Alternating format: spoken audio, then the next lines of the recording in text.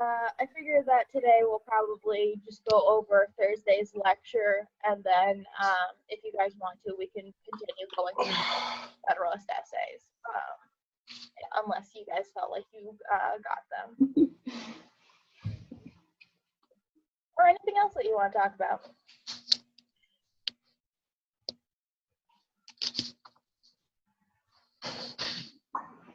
Anna, would you guys like a section of like open, like you can ask me any questions about like stuff that's going on in the world and everything? Or would that just be meh?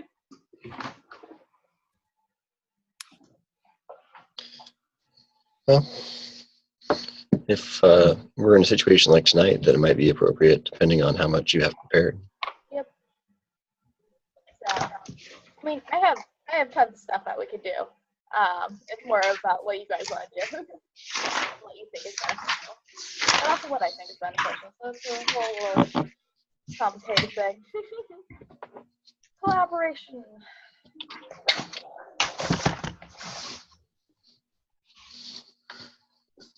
Alright.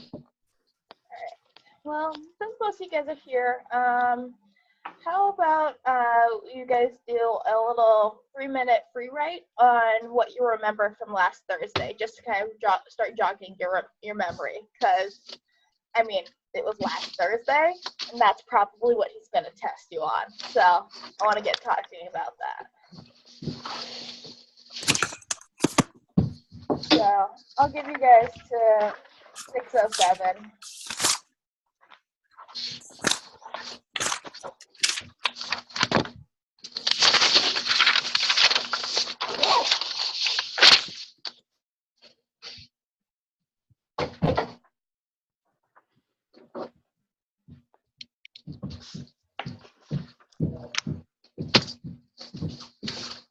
Last Thursday was the 9th. Is that correct? Yes, I believe so.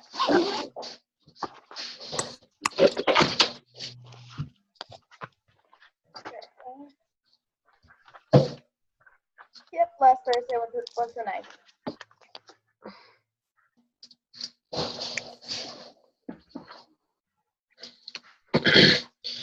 Do you guys remember the general topic? I need somebody to jog my memory.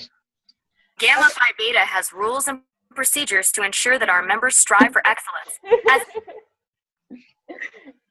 Wow, new rules.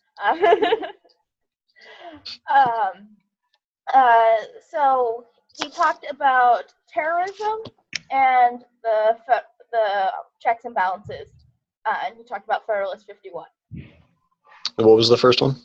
Terrorism? Terrorism, that's right. Mm-hmm. Check and balances and Federalist 51. Okay.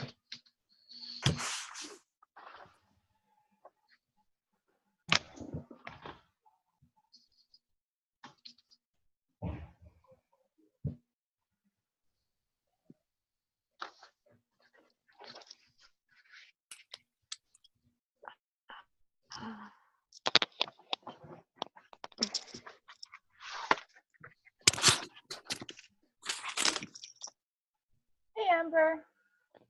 We're doing a free write about last Thursday's lecture, the 9th. Okay. Just like Just talk about what you remember, because that's probably what you guys are going to be tested on. So I wanted to jog you guys' memory before we start talking about it, so you're not just like, I don't know. Yeah. Okay.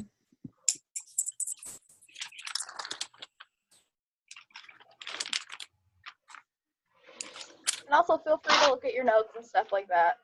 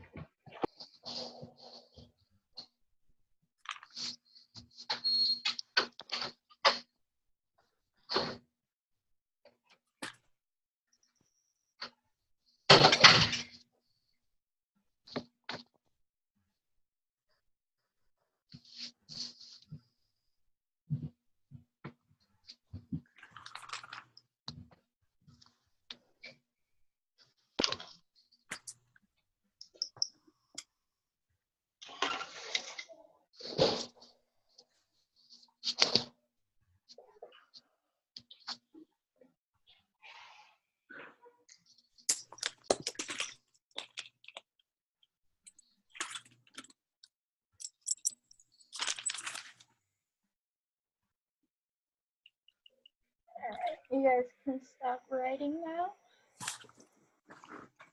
Okay. So I figure we might as well start at the beginning and go on to the end. So who remembers what the current event that the professor showed? Because he did it by, this is the way that he introduced the terrorism topic. He had a quote from Donald Trump. Does that ring any bells? Mhm. And you tell us a little bit about that? I didn't write the quote down. Do But you I did remember put like what it was about? it was something about it seems more like it was like against the media. Yeah. So I remember, and then but he didn't state exactly what they were doing wrong. I just wrote I just jotted down notes. That's really all I have. And then Yeah. No, that's a good start. Does anybody want to build on what Joanna just said? Sure. So Trump talked about how like why reporters aren't covering terrorism, and he says that they don't want to frighten people, and they don't want people to know the truth, and they want to cover up what Muslims are doing to America. Mm-hmm. And yeah, and then he talks about the professor talks about what like the list that Trump made of what the media ignores, but he didn't mention like what attacks like happened to Muslims, so we don't really care. Like it's more like what Muslims do to us than what we do to the Muslims, and it's more like justified. Yeah, and like he didn't include the statistics of how many ISIS attacks are done onto Muslims and stuff like that. Because does anybody remember what ISIS's kind of goal is? He wants us to hate the Muslims. What was that? He wants us to hate like the Muslims so that they all like become radical. Yes, exactly. And so, do you think by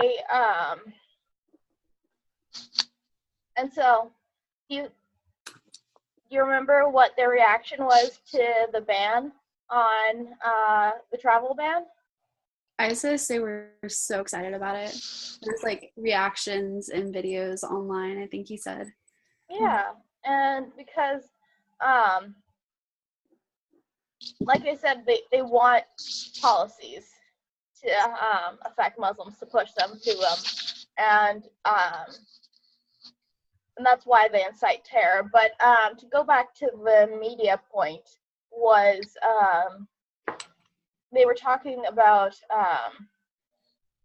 the fact of what the media does cover. And Professor made a point of, so Donald Trump is saying that the news isn't covering these violent stories that Muslims are doing to Americans, right? But what do we see in the news? What are often the top stories? Tragedies. Yeah, tragedies, death. And so really with the way that our media works, it doesn't make sense. Trump's statement doesn't make sense, because that's what would be the headliners, would be attacks against Americans. They have no motive. There's no sense in them trying to cover it up, unless, and especially since,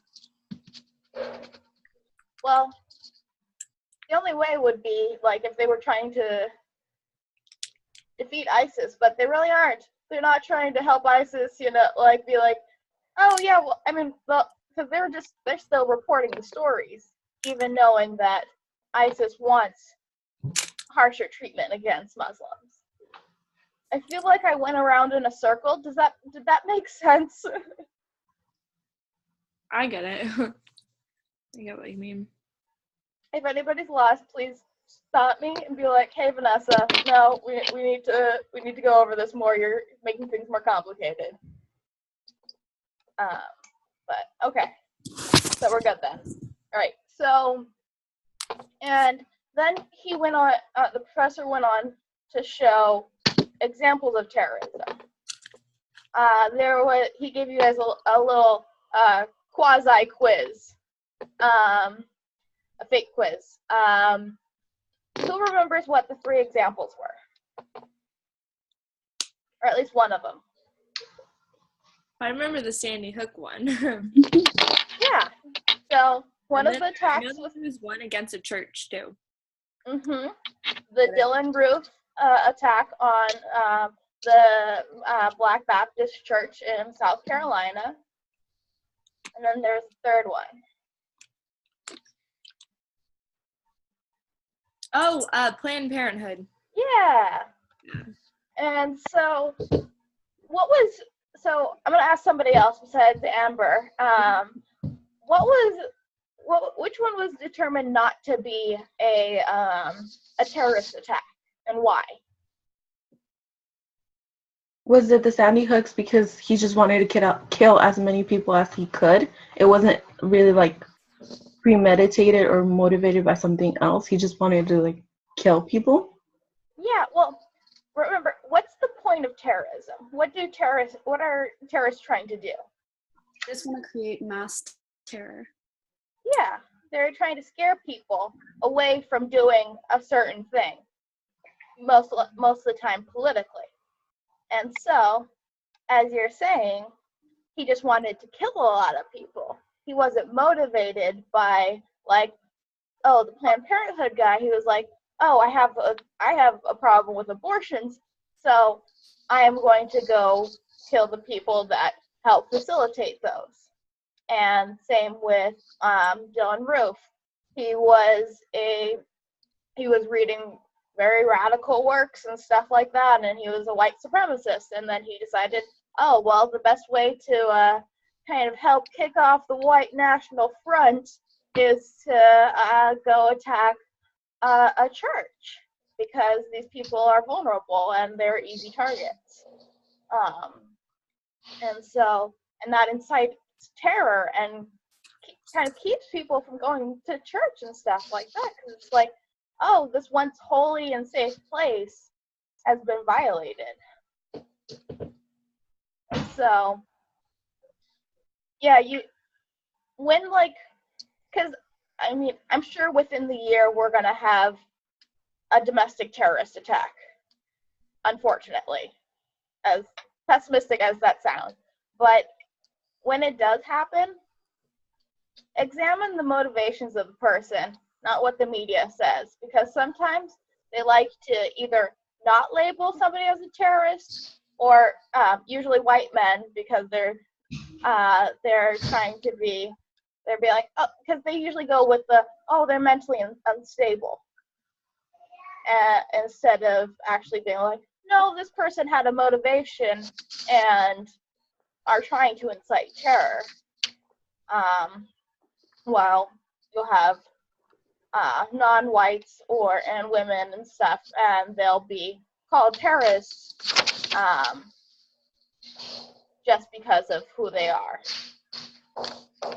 But they might be unstable, like the guy who just did the Sandy Hook shooting and didn't have a motivation and was just purely psychotic.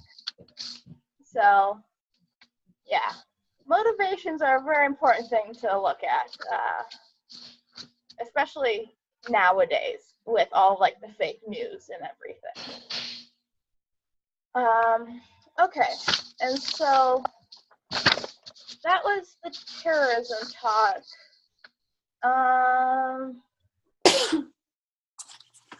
I think that we covered everything about that, unless, do any of you think I'm missing something?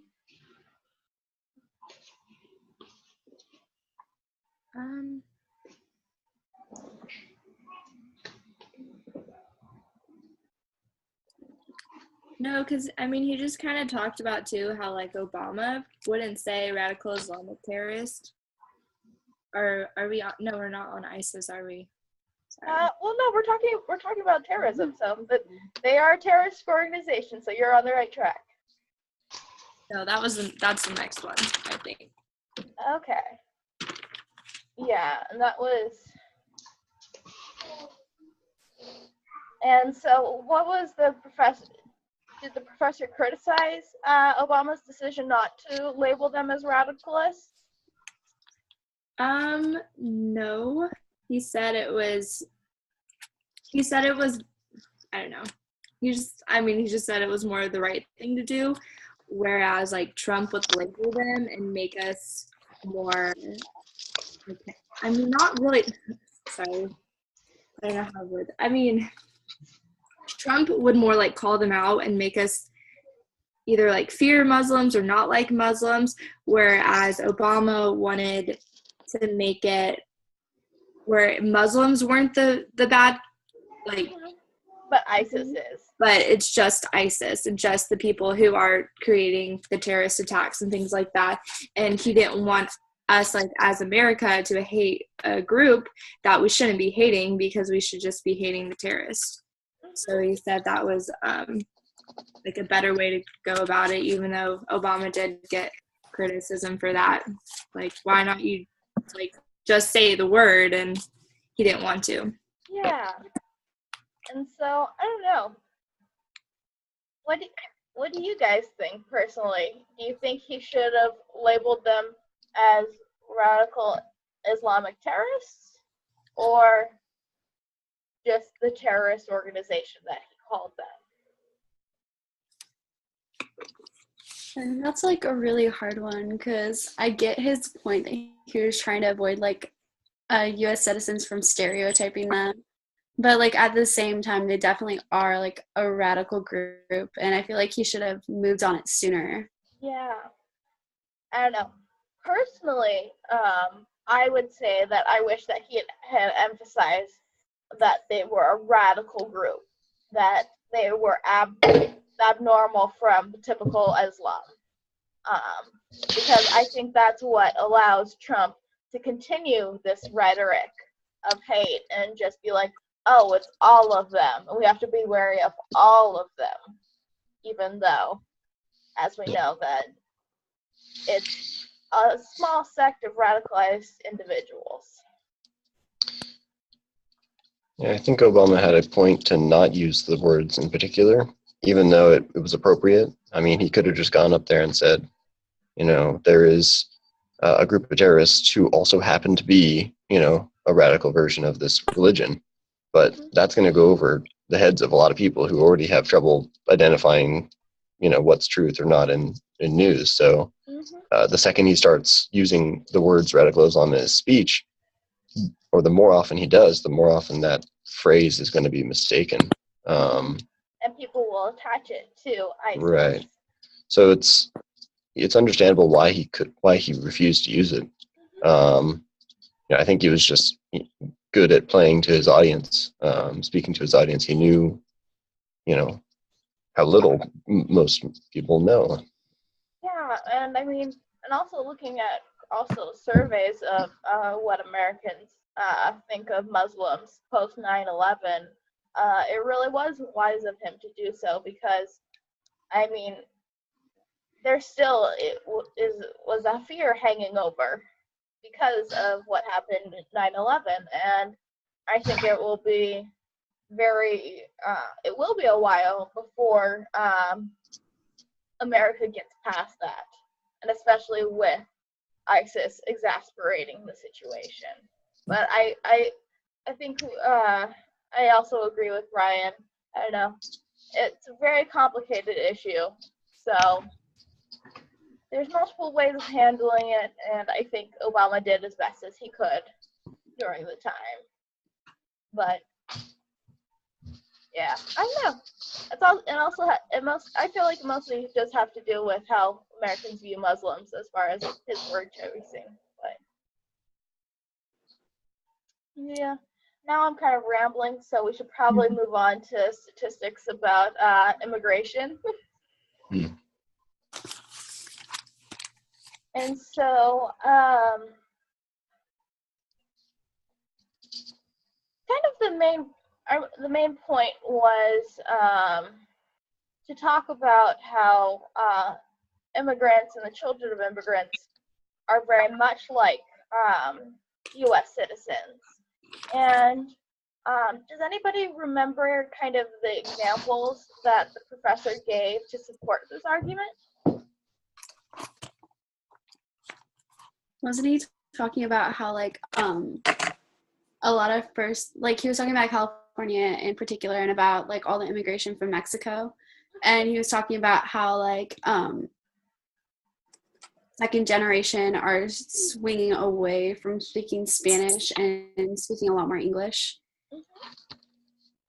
And why would immigrants speaking more English than their well, let's say their mother language be a sign that they're becoming more Americanized? Because English is like the main language of the U.S. And so the professor made a point about the type of people who immigrate, both past and present. What did he make? What point was he making?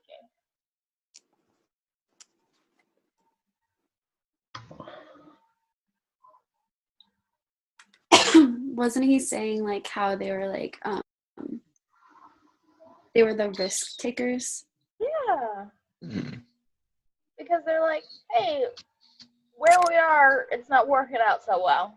But maybe in this new place, things will be better. And so they take a risk. They're entrepreneurial. They're striving for a better future. And so did the professor think that, let's say, you know, the pilgrims who are immigrants, when they came over from England in like the 1600s, do they have that same striving for a better future that as does a Mexican family coming over in the early 2000s? Yeah. I would say yeah. Because they both want a better life, you know?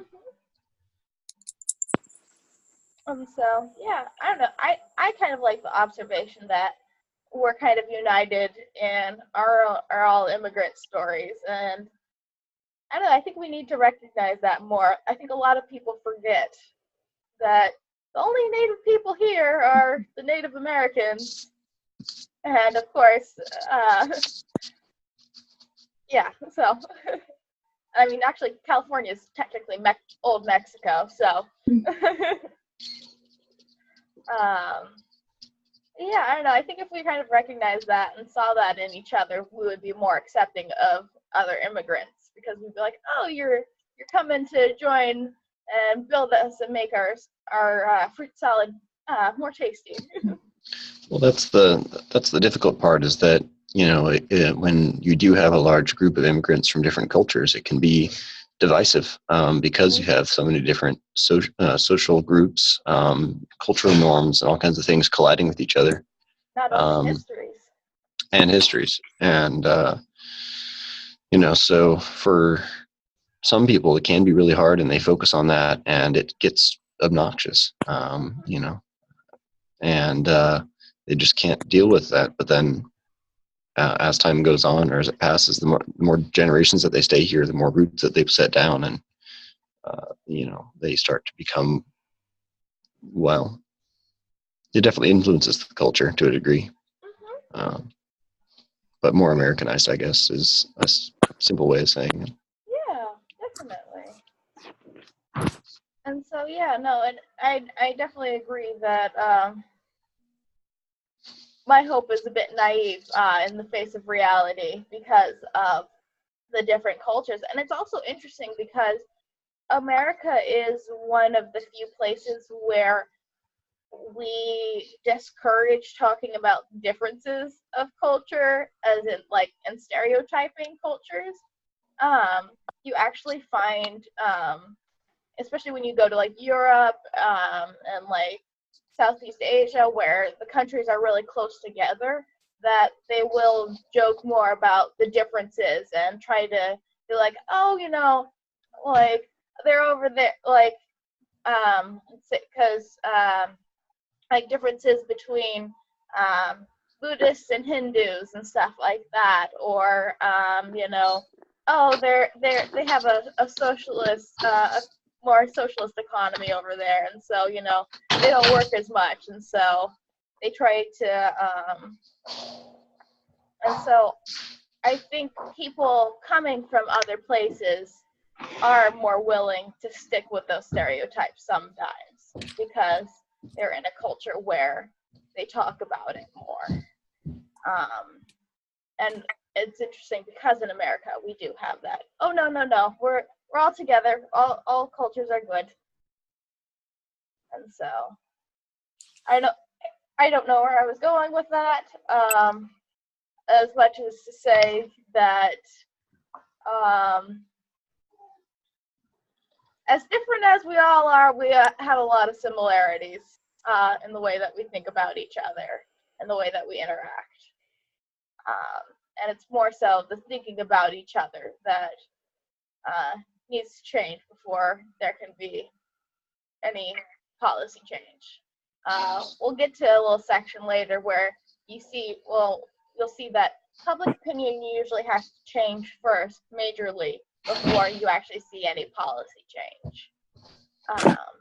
But yeah, all right. So, how do you guys feel about the test on Thursday?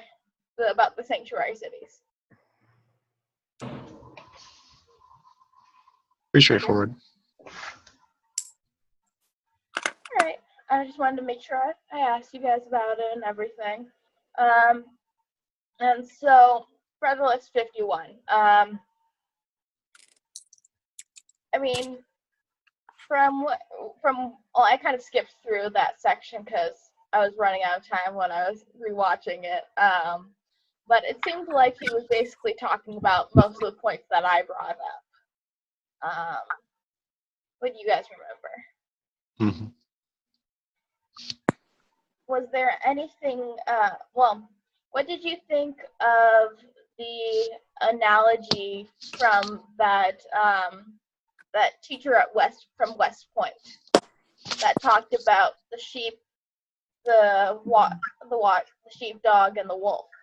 Oh. I think that made it very clear to me because it put it in a sense where, like, it was much more simple, so my brain wasn't overloaded with, like, government and stuff like that. And then now, could you tell us what the example is? So I believe it was hens, not sheep, right? Yeah, I think it was, because there's the fox and the hens, and then there's the sheep and the dogs, and the wolves. So I remember fox and the hens. Okay, yeah, the fox and the hens one makes a lot of sense too. In the house of the hens, and the fox would want to go after the hens. They put what's called multiple foxes there, so the foxes can cancel each other out rather than going straight towards the prey. Mm-hmm. And that way it cancels out and it's not so overwhelmingly, like, to the point where we're left with a wolf, or not a fox, and no more hens. It's just balance it out each other in. Yeah. And did any of you all did you guys find that analogy helpful as well? Mm-hmm. Yeah. Did it confuse things more for you, Brian? I get what the point of the story is. But I guess the sheepdog and the wolf one resonated with me more. Can you tell us what that one is then? Well, because it adds that third class.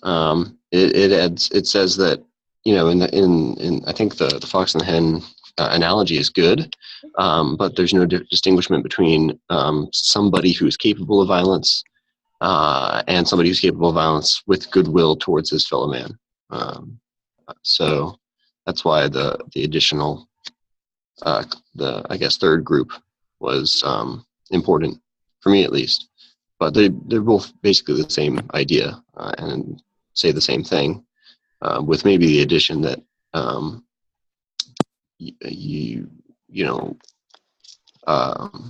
we have to identify when, or be able to identify when there's in fact a wolf in the White House, so to speak. Yeah.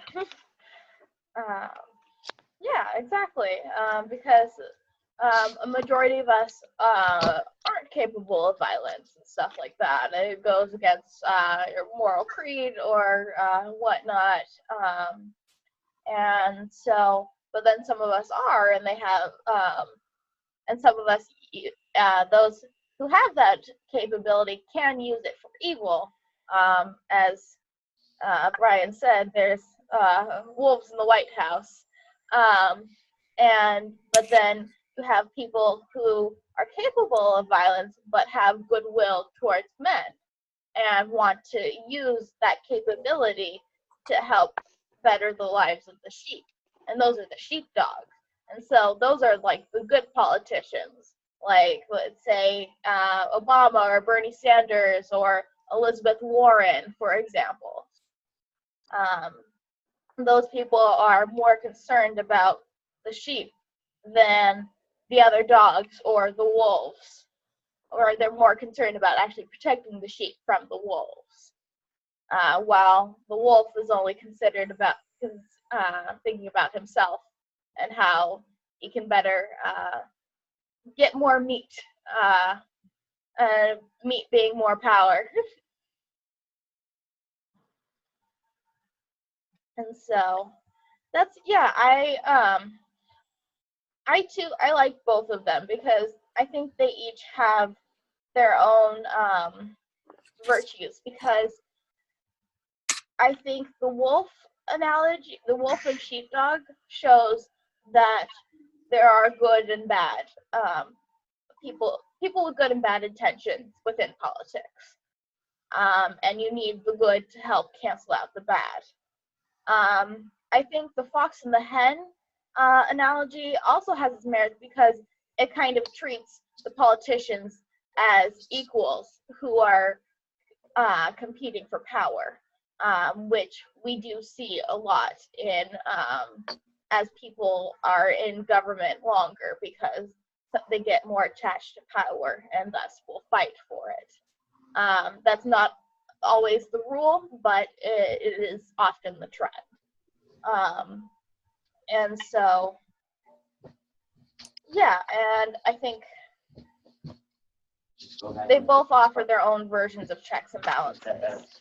While I think maybe the fox and the hen is more applicable to, let's say, the bicameral legislature, the Senate and the House balancing each other to make it better for the hens, while the wolf and the sheepdog could be more applicable to, let's say, the presidential race.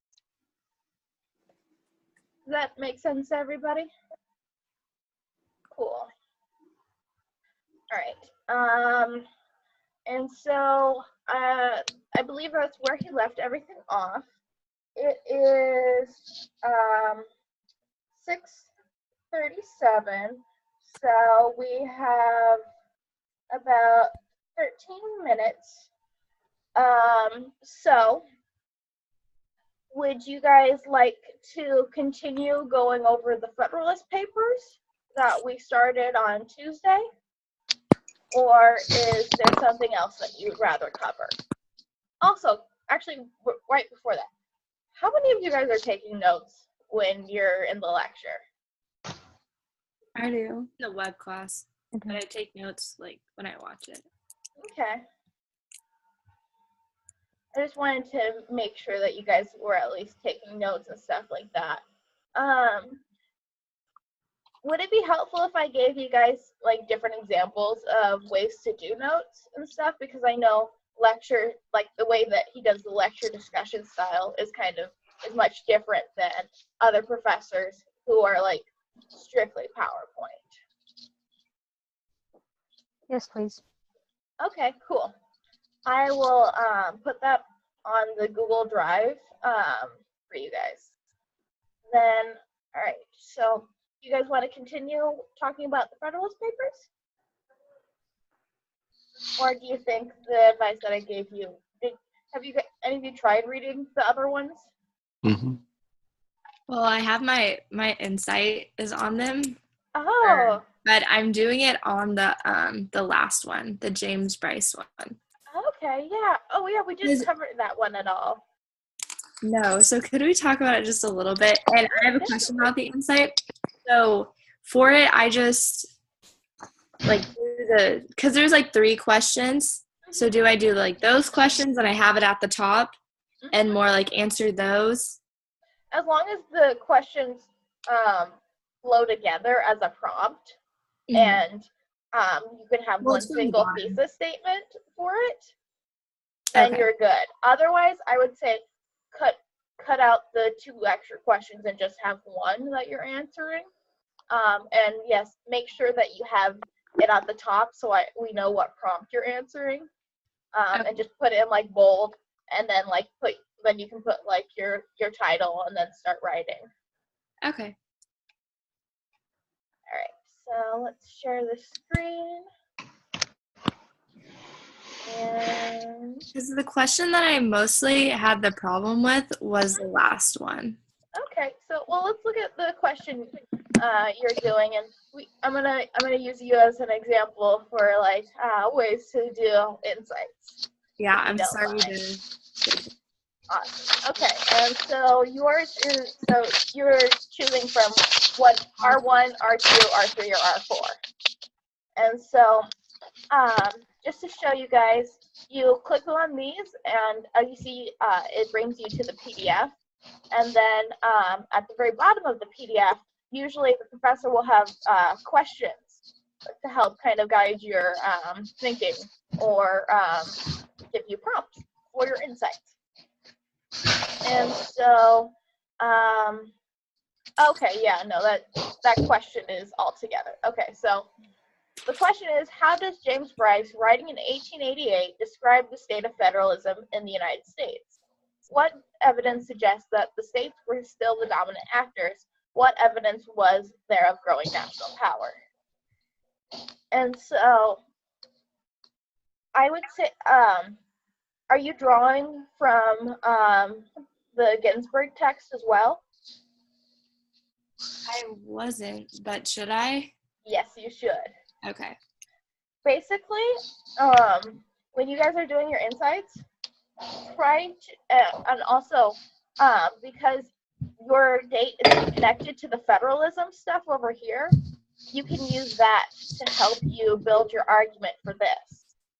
Because Do I put it at the bottom to like see it? for citing, Yeah, if I use the text, right? then you just put Ginsburg in parentheses next to your quote, or your where you're getting the information from. Okay, but I don't have to do it at the bottom too, or? Not really. Yeah. Also, you guys, because all the sources we have them and stuff like that, you just need to name the author, rather than like the whole work cited and stuff like that, because we have it. So that's one less thing for you to do, is work cited. But make sure that you cite your sources, if that makes sense. Are we required to use other outside sources? No, don't. You guys, honestly, I would recommend that you don't use outside sources, and that you stick with the sources that he gives you. But because just so that you aren't confused and stuff like that. But if you do find something on a legitimate site, then you can use that. I have found it easier in the past to just draw from what we give you. And so for her question, she's like, okay, so how was the state of federalism in the U.S.? And so for that question, she'll be combing the article.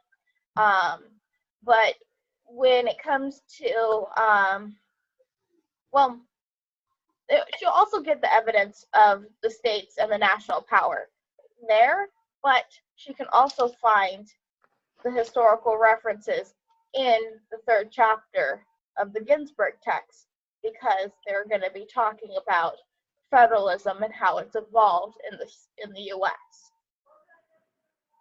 Does that make sense? Okay. So, yeah, I would say draw upon that. That question for the 3rd one, because in the article, the paper, I don't know what, it's an article, right? Or yeah, it's whatever. an article. He talks about how the evidence of growing like national power was because how like the national government was the protector of the states, and by being the protector, like the government has more responsibility to help in times of war and poverty and things like that, so that might increase their power. And it said how, okay, so this is what I was actually going to ask you on, but I was going to ask you later. So he writes how the state government affects the people's lives more directly, and he says the federal government touches the people's sentiments more. And I looked that up, and it's more like feelings and things like that. So I was just going to ask you like kind of what you thought that meant. Okay, let me find it in the paper right here. Do you remember what page it was on? Let me pull it up. Sorry, I don't have it. But sentiment usually, so did he say that there is more sentiment towards the national government, you said? Yeah. Okay. And that will have to do more with, like I said, about like the presidency. And so people are a bit more sentimental about that, because it's the coming together of all the states to choose someone. Okay. And there's feeling for the institution, the central government, because it's kind of the guiding force for all the state governments. And so, I mean, like I kind of said with my professor, TA and student analogy, the national government is seen more as the professor, and so they are seen as like the originators of the ideas and stuff like that. And so there's a bit more sentiment, and also a little bit like kind of, you see them as a little bit of a higher authority, because they are a higher authority than the state governments when it comes to ruling. Federal law will always supersede state law, because it's a law for the entire country will always be above a law of a state, because of the hierarchy of federalism. And so, how about you tell us a little bit, could you give us a little summary about this article, since you're writing on it? Like the article in general, or the What's James Bryce's point about the nature of the American state? Well, he talks about how it was very unique, and unique to other governments or other countries, sorry. Well, and government. Anyways, so other countries more didn't really know about the state governments, so the audience was more European countries, and he wanted to inform them. Well, one, he just thought America was just so great and everyone should know about it. So he wanted to tell them about the state governments and tell them how America was founded too, with the union of the 13 states and with the Constitution and things like that. And and he just thought the federal government created the unity, whereas the states could be more different and have their own characteristics that made them unique, and they're all still under like one constitution. And then he also talked about how like the Constitution derives from the fact that there's nothing like really new about it, where it's taken from like old things, but it's gonna still like change over time, so it still has that like main I don't know, like articles or whatever like in it, but then over time like it will slowly flexibility. Change. Yeah. And then he talked about how the state governments more played the main role in society, whereas like now that's not really the case. It's more the federal government. But before this time, there wasn't as many reforms and things like that. But in the paper, he listed all the legal rights that the states held, and it was just a very long list. Yeah. Whereas the federal government, there was only like 3 things that he put in there.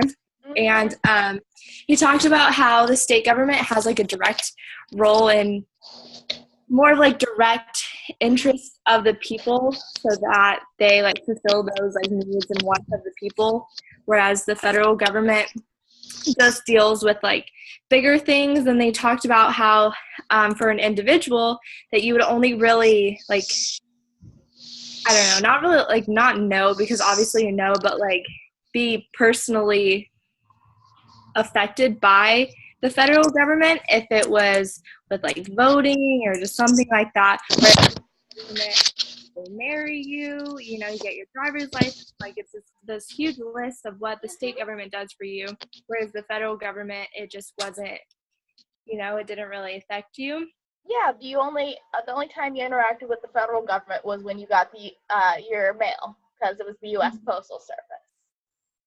Yeah, and your ballots, and then he just thought America was really great, but he knew that there was like flaws and weaknesses, but he just he thought that this type of system offered hope to the world. And what else did I? Well, I'm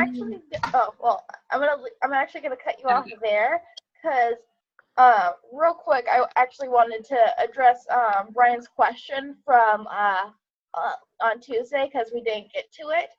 He asked why the state governments are so reliant upon the national government.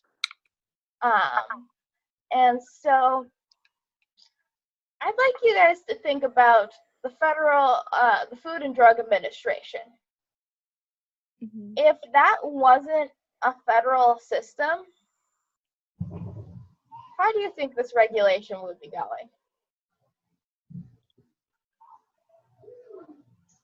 Well, I believe it wouldn't be going very well, because some states, maybe they don't have the money to hire the safety regulators to go check out the food. So some states might not have that money, so then the food might not be checked, and they say it's good when it's not. And then, you know, you could have kids dying, or, you know, the things you hear on the news where like one kid died from eating cookie dough, and then, you know, so that might be happening more.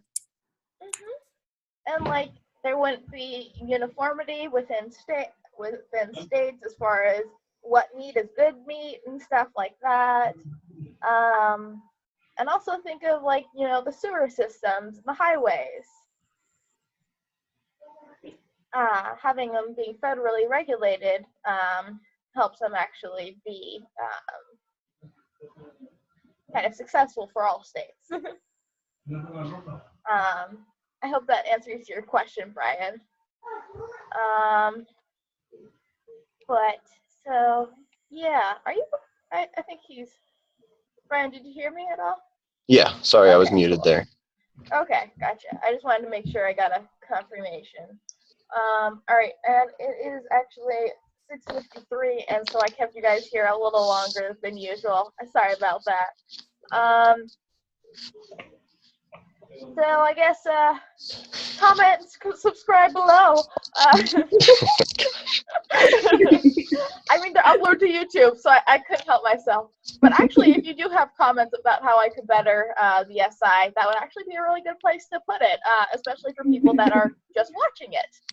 So feel free, and I'll actually check them out and help improve my class. Make things better for you, learn better. But yeah, all right, I'm going to stop this share and let you guys go, and so you can go get dinner, sleep, study, whatnot, all that fun stuff. All right, bye. Bye. Thank you.